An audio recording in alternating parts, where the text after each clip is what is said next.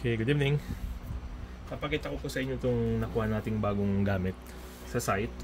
So, Silvertech ang brand and it's a 57,600 milliamps na power bank.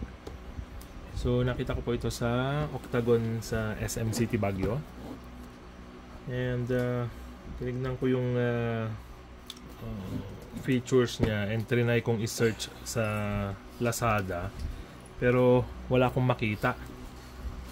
So, binalikan ko siya. And then, naikwento ng isa sa mga staff doon na itong price na 5,995 is actually naka-markdown na pala. Dati siyang 11,000 pesos. So, gawa siya ng Panasonic. Yung battery niya.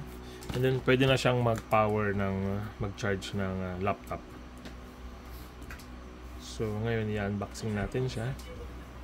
And anyway, ang weight niya is 1.3 kilos. Okay.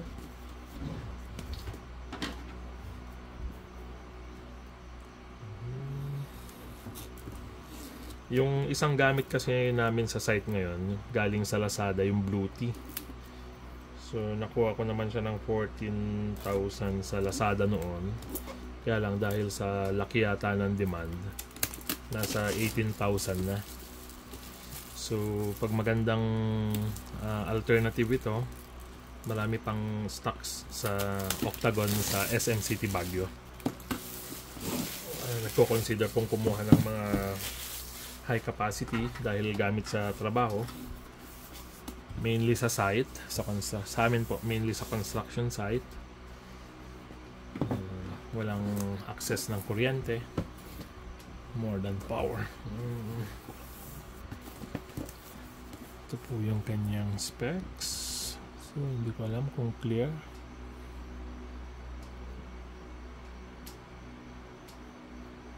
Okay. So, let's check. Yung packaging niya parang lalagyan po ng iPad, kaya mga tablet. Very solid. And mafe-feel mo talaga yung weight niya. Okay. So, kasama siyang adapter. Ang ganda ng adapter niya, may USB-C na. And then may USB. USB. And dito na po yung kanyang main machine. Oh, talagang medyo mabigat po siya. Solid. So, as per box, 1.3 kilos. So, ito yung Type-C. Type-C ang kanyang input. So, baka nasa loob yung cable. Ito yung outlet ng power adapter. And dalawang normal USB. And wala na po.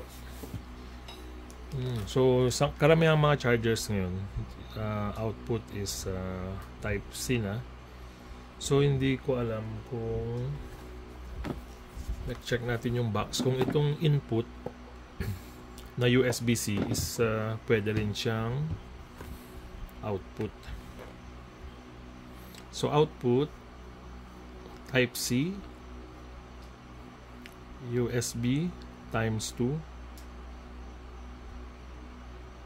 Okay. So, kung titingnan po natin dito sa box, yung input niya na Type-C, pwede rin siyang gawing output. So, two-way siya. Pwede siyang input, pwede siyang output. Then, dalawang USB na regular output. Okay? And isang yung saksakan ng AC port. Okay? So, sa loob, dito yung kanyang cable, user manual. So, ito po, andito sa loob yung kanyang details. And, tingnan natin kung naka-indicate dito yung charging time niya. Okay. Charging time to 100%.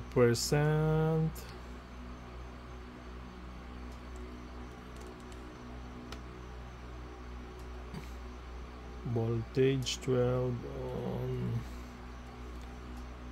So check po natin kung at least ilang oras para ma-fully charge siya.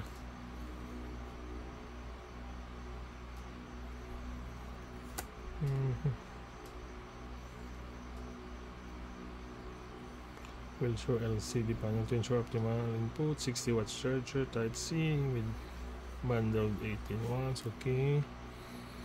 Press and hold the power button for 3 seconds to turn on the power. Do the same thing for turning off. So, yung on, pindutin to 3 seconds, on and off. So, 1, 2, 3. Yun. Oh, so, meron po siyang LCD panel po pala ito.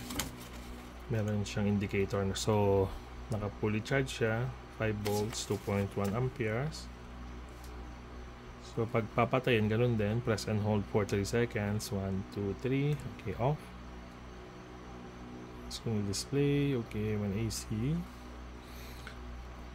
Low battery alarm. The screen will turn off. Okay, discharge power. During the power bank is on. If there's no connection within 30 seconds, the power will automatically turn off and shut down in the next 30 seconds. Okay. So, wala po akong nakikita kung ilang oras ang charging time niya. Okay. So, test po natin to sa pagdating natin sa next na trabaho. So, yung pagkakagawa po niya is solid build naman po. So, it's a Taiwan technology pero made in China. Okay, ito yung kanyang power cable and meron siyang kasamang malaking pouch. So as a safety precaution lang po, kung dadalhin ito sa sasakyan at iiwanan yung sasakyan ng matagal, lalo na under direct sunlight or extreme heat, better siguro isama na lang pababa for safety lang po. Baka karoon ng risk of explosion. Medyo malaki na po ito, 57,600 milliamps na. Hindi na siya yung regular na power bank na dinadala natin for emergency use. Medyo kwan na po ito.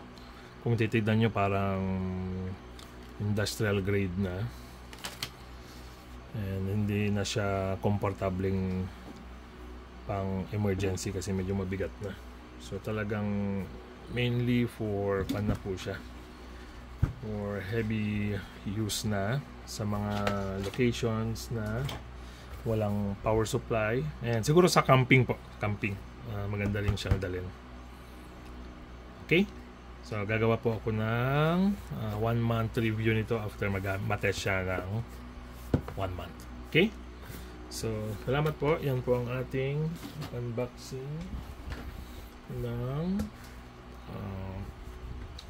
Silvertech 57,600 milliamps power bank. Ito yung kanyang details ulit. Okay, salamat po.